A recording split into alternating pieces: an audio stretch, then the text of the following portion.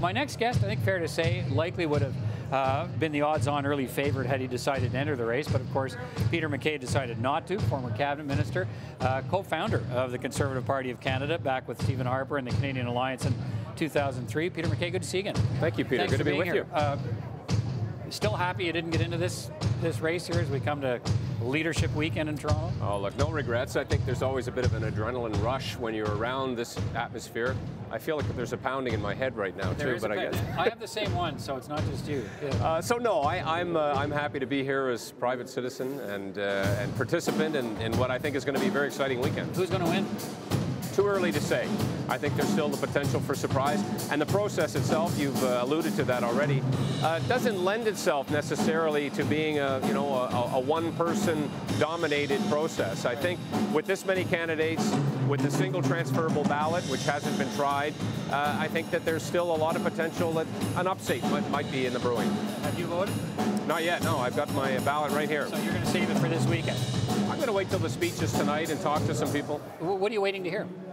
Well, I do want to hear some of the questions that you've put to these candidates and whether they will respect, obviously, the necessity after the convention to go back to the membership, the broader membership of the party at a policy convention and see how they react to that type of scenario. So are there things you've heard from candidates? We just heard Max Bernier say, it sounds to me, walking back a little bit from his sort of strident commitment to getting rid of supply management, which he's been saying on the campaign, now saying, well, really, at the end of the day, it's up to the members, and if they don't want it, I guess I'll have to move on to something else, but it's up to him to try and convince them.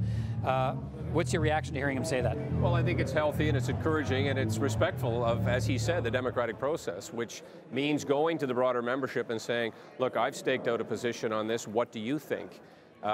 When you're so far out on some of these positions, it's a little bit harder, and you know the cut and thrust of politics is going to be to go after the individual who's made these commitments, regardless of what the eventual party platform position may be.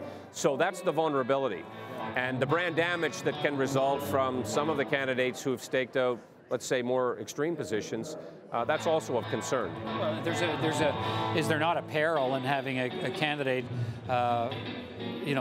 stake out that position? You put it, for instance, on supply management or getting the feds out of healthcare, taking that to a convention and not being able to convince the membership of that. I mean, you can imagine the news headlines.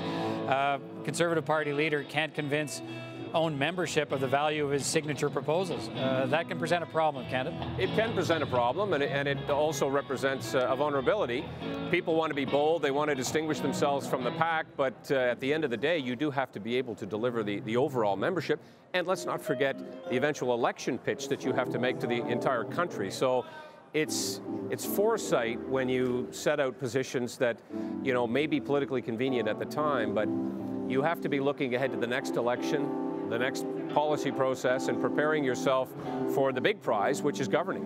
You and I have talked about this before, and that was your fundamental commitment to the voting system in this party, that ridings with smaller numbers of members ought to have the same weight as bigger riding memberships, which goes back to the founding of the Conservative Party.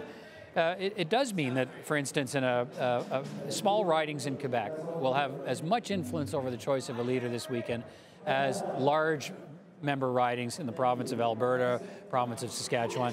Are you still okay with the system? I certainly am, and I think it's fundamental, not only to the founding of our party, but to the commitment to keeping our leadership, our party, our representatives accountable to the entire country. These candidates have had to campaign broadly across every country. They've had to listen to people from Labrador to BC to all parts in between and take on board those ideas, those values, in formulating policy and proposing to lead. So I think that process bakes into the Conservative Party very important democratic principles of accountability and competitiveness, because it isn't just about winning a party convention, it's about being competitive in the next election. This process, I believe, lends itself to keeping the party competitive very much into the future. What's the biggest challenge for the new leader? I think party unity is always a challenge in the aftermath. This wasn't a particularly nasty or bruising convention. I think we've seen already efforts by some leaders to start reaching out already, and some candidates, I should say. So party unity has to be job one. Preparing then to get into the House and distinguish yourself credibly from the government with good ideas.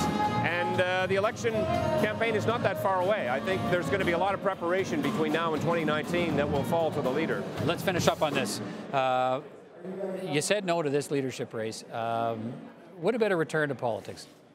What about, do you still have an urge to one day be back in public life, in public office, in Parliament? Well, look, Peter, I'll answer it this way. The day I left, the day I indicated I wasn't going to run again, I said I wouldn't close doors, I would never say never. Jean Charest instilled that in me at a very early age when I first came into politics. So I'm not ruling anything out, but I have a young family. I have a career now in the private sector. I'm enjoying that. I'm getting good experience there.